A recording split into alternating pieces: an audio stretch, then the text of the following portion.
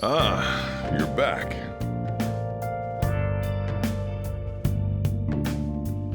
Persona 5 has been a long time coming on the channel, and for good reason. This will be one of the funner games to look back at. We're going to be covering what has changed between Persona 5 and Persona 5 Royal and its ports, trying to cover every facet of this mechanically dense game that only got more dense, trying to cover both the big picture with the major changes as well as granular details. There will be light spoilers in this video regarding some bosses, and while there is a ton of info, discussion in the comments is encouraged to talk about any aspects you find substantial. Whether you imported the game in 2016, played it on PS3, PS3, or PS4 in 2017, started or replayed the game with Persona 5 Royal in 2019 or 2020, or first experienced Persona 5 Royal when it re-released on PS5, Xbox, or PC in 2022, there is something new for you to learn about how the game changed, how the game used to be, or remember aspects you either forgot or didn't want to remember. So special thanks to Atakechi who bought Persona 5 on PS4 as well as Royal on PC for me for this video, both Doors Cares for consistent feedback as well as Meowcat who provided input as well, my patrons and channel members, and of course the resources that make these videos possible that you can always check to read more about these games.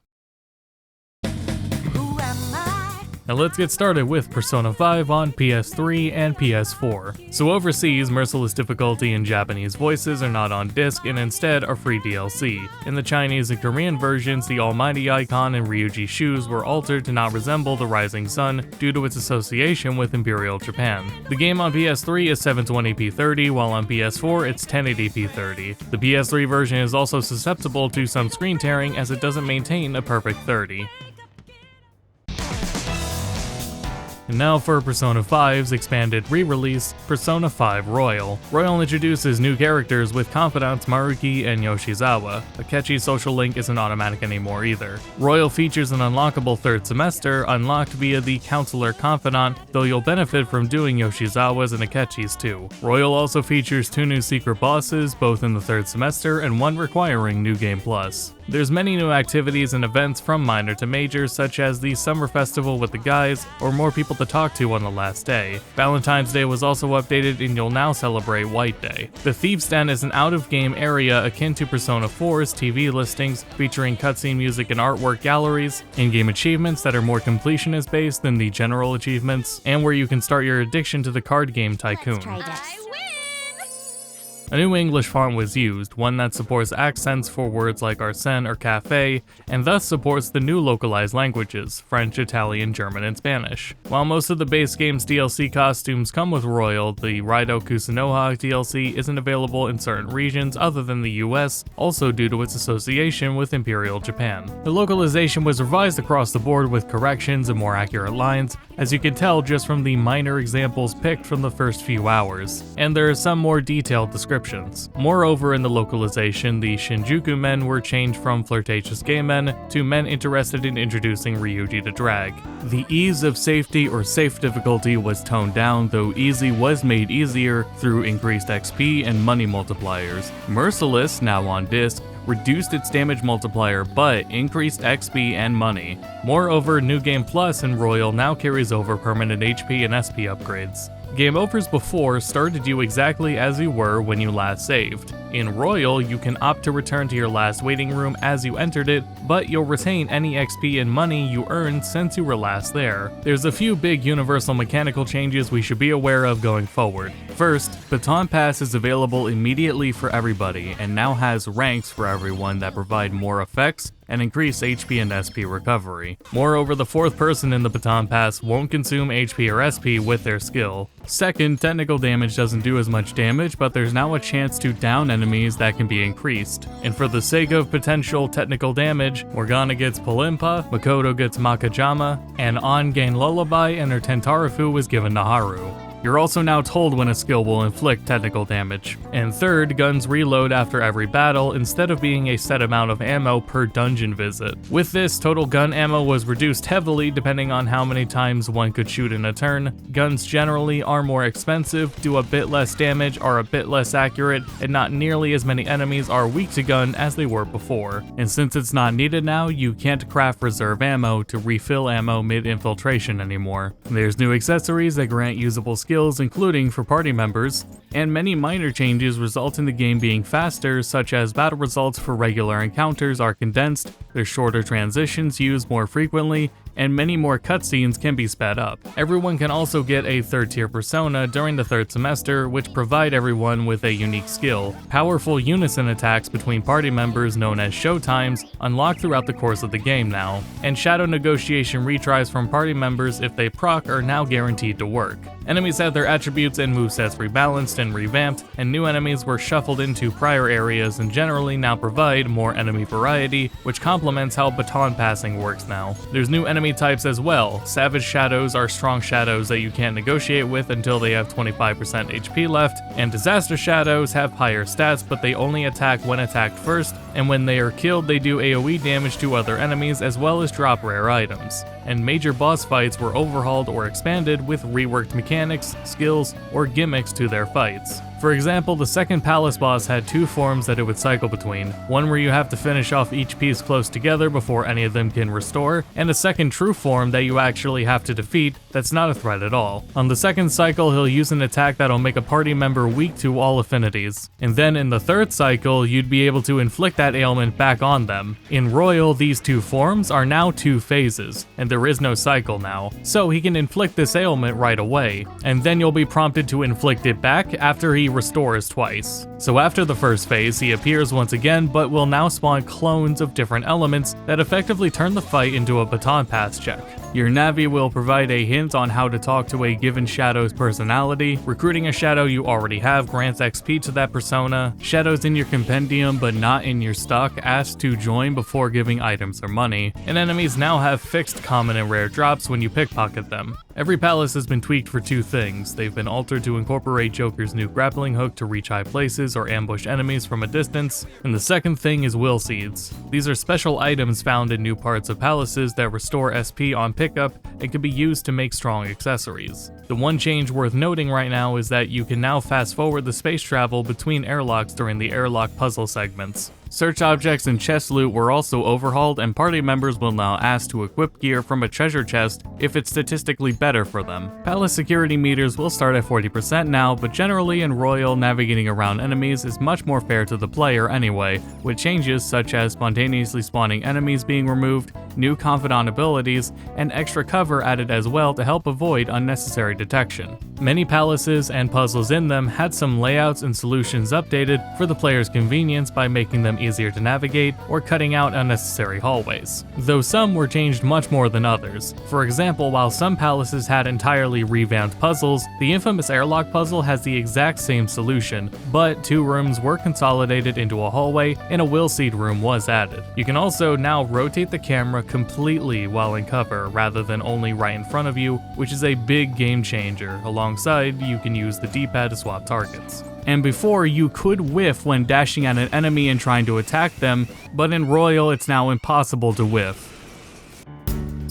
Mementos comes with a new layer, new floor effects via deviations, and new requests meaning more side quests. Jose is a new character found in Mementos. If you collect flowers all around Mementos, you'll be able to trade them in for items, and stamps are collected to upgrade XP, money, and items acquired in Mementos. Your stamps will also carry over to New Game Plus. The Reaper can't be cheesed with Flu Season Despair anymore, and you can't farm infinite money from Mementos bosses with Pull and Pa due to more of them being immune, and Confusion now only lasts one turn, though you probably wouldn't be farming money with this method anyway thanks to Ryuji's updated insta-kill. The new Arcanas for the new Confidants bring along many new personas as well as mix-up Arcanas and fusion recipes for existing ones. Personas now have traits, which are passive abilities passed down through fusion. Your party members also have traits on their personas that upgrade later and could influence who you use. Incents are new and are used to boost a persona's stats during lockdown, and lockdown was also changed to where the kind of weakness covering skill learned from a persona depends on its level, whereas before it was random. The fusion alarm in the Velvet Room is a state where you can double the strength of incense, get stronger items from itemizing,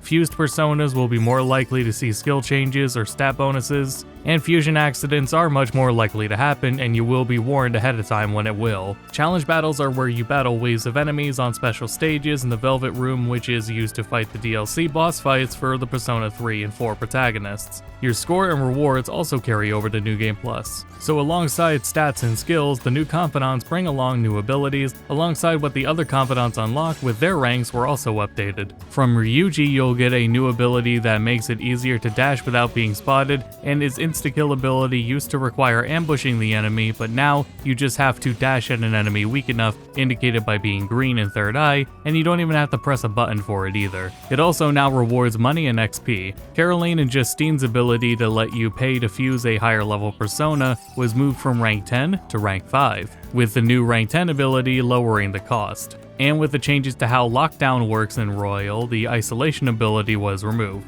From EY, you can unlock customization of guns to upgrade stats or even add effects of burn, shock, or freeze, which Shinya complements with the new abilities of increasing afflicting ailments with guns. Due to the changes to guns in Royal, this takes the place of Shinya's ability to increase your maximum ammo capacity. Additionally, with Shinya, down shots before would use all of your ammo to guarantee downing an enemy and could be upgraded to not cost as much, but in Royal it's a special shot that's used once per infiltration, but can be upgraded to be used 3 times. From Chihaya, you get the ability where you can see what other confidant abilities you can unlock earlier than before, and you can now reveal the ideal dialogue options with other confidants. Oya's ability to reduce security levels was overhauled with more benefits rather than just increasing the same benefit. The Thief Assist command will suggest a specific confidant or stat point for you, as well as give a shortcut to your hideout. There's also the aquarium in Shinagawa to hang out at, the Nakano shopping district. You can bring the twins to various places for skill cards, you can give gifts to male confidants now, and none of the gifts in the game require being in a romantic relationship to give them, and with this, the record label shop was replaced with a sports store. The store also sells imported protein once a month to boost the effect of training more than one moist protein would. Kichijochi is a new location and comes with new activities like a darts minigame to increase a teammate's baton pass rank, as we said, billiards, which increases a random social stat and improves technical attack damage or chance to down enemies, at least after buying Jump Cube from the sports store. Jazzjin can either give party members new skills or increase their stats, and there's a clothing shop to trade Sooty clothing at for rewards, which all clothes in the game that can be washed are now referred to as Sooty. There's also various new accessory sellers.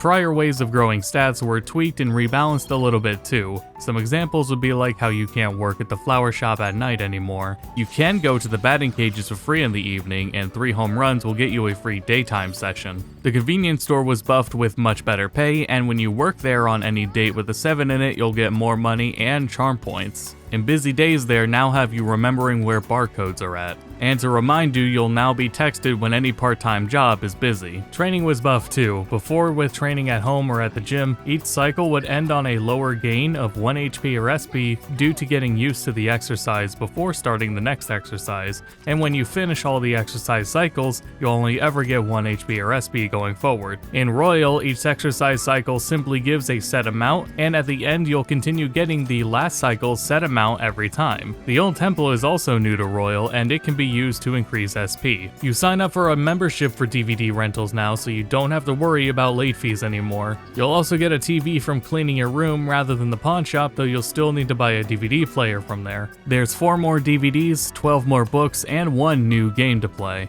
Hostility from students towards you at the beginning of the game whenever you're in the library now dies down after the first palace deadline, which subsequently means studying at the library after that point won't give you guts anymore, but when you go there to study when there's bad weather, you'll get extra knowledge points. Alongside some confidant scene revisions, every confidant rank had an additional phone call tacked onto it too for some extra points for them. Confidants will also appear on the first day, a la Persona 3 Fez. You can also now study a Leblanc on rainy days, and cleaning there improves kindness and provides confidant points for Sojiro. The bathroom will also let you now see how close you are to improving your social stats. Crosswords don't take up time anymore either. When you have free time is slightly altered, and you get more free evenings for activities within Leblanc, such as after infiltrating the metaverse, so Morgana pesters you less about going to bed. Moreover, crafting infiltration tools in bad weather lets you make an extra tool. Speaking of, the elemental set was broken up into its individual items for crafting. The home shopping channel on Sundays now offer bundles of items to order rather than a single one. You can now dash outside of palaces as well as in mementos, and you can now toggle auto advanced text during cutscenes alongside pulling up a text log whenever you want.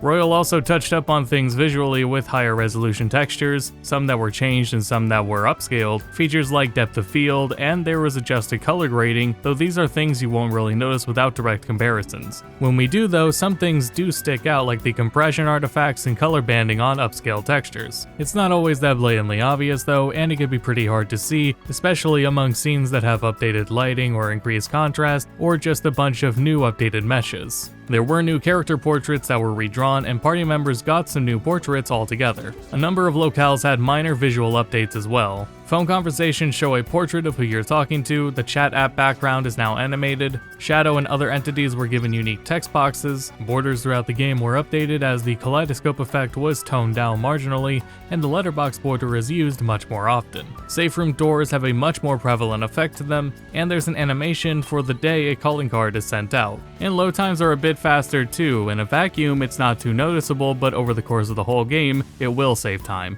Now we'll cover visuals and performance in a minute, but Royal is PS4 Pro Enhanced and runs at 4K 30.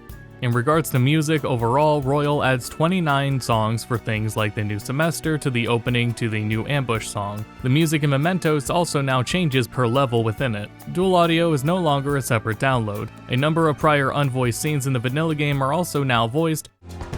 For real? How were we supposed to know to do that? From some minor story interactions to some confidant interactions. In the Japanese version, Kaneshiro and Chihaya's voice actors passed away, so the voice actors from the anime filled in for their roles.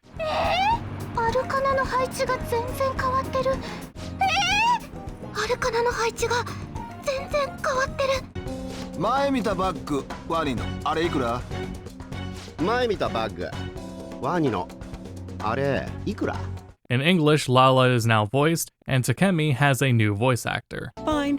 And by the way, the reason you lost consciousness was because of the taste. Fine. By the way, the reason you lost consciousness was because of the taste.